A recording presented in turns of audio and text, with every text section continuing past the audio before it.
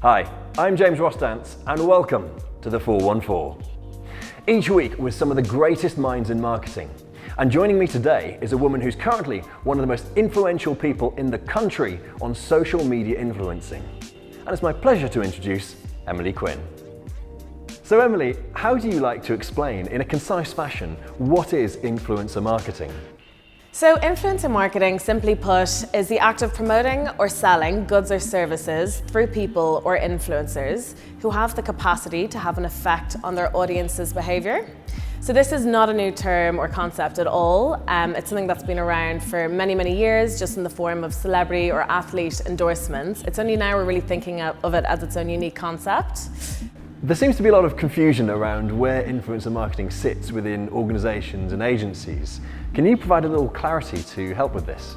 Yeah, absolutely. I think with the evolution of influencer marketing, there has been confusion within PR agencies, creative agencies, all the strategic departments that sit within the bigger media agencies as to who kind of owns it and where it should fit. And I think it just comes back down to the KPIs and the main campaign objectives. So it's really important to work with the brands in kind of the initial conceptual phase of the campaign to, first of all and most importantly, make sure that influencers are being used because they're relevant and not just thrown in at the end for the sake of it. So what do you see as being the real power that influencer marketing has to offer?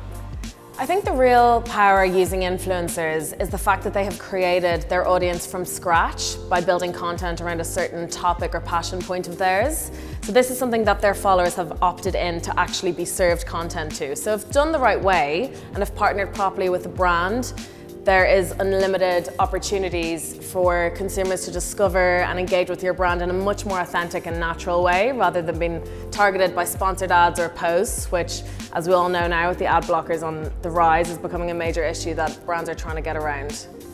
I'd love to know, what would you consider to be the most important but also least well-known technique of influencer marketing?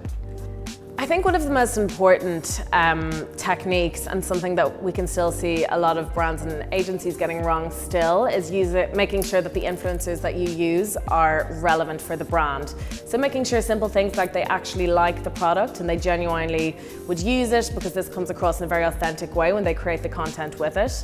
Another massive point for us is that the audiences between the brands and the influencers are aligned.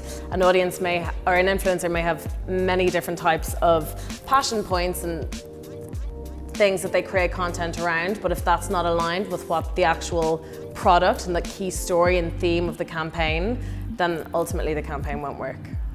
In your experience, what are the secrets to success in all of this? The million-dollar question.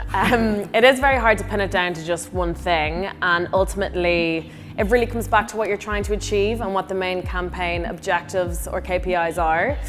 Something I have noticed and something I think absolutely is necessary when working with influencers is to remember that you've chosen them for a reason.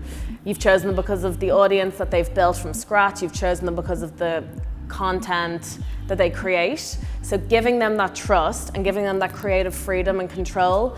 Obviously a brand's going to want input into that, and they're going to want to make sure that the brand is perceived in a certain way. But ultimately, I think leaving the creative control over to the influencers and just trusting them that they know how to do this best, it will come across the most authentic. Emilie, thank you so much for joining us. It's been a pleasure. Thank you very much.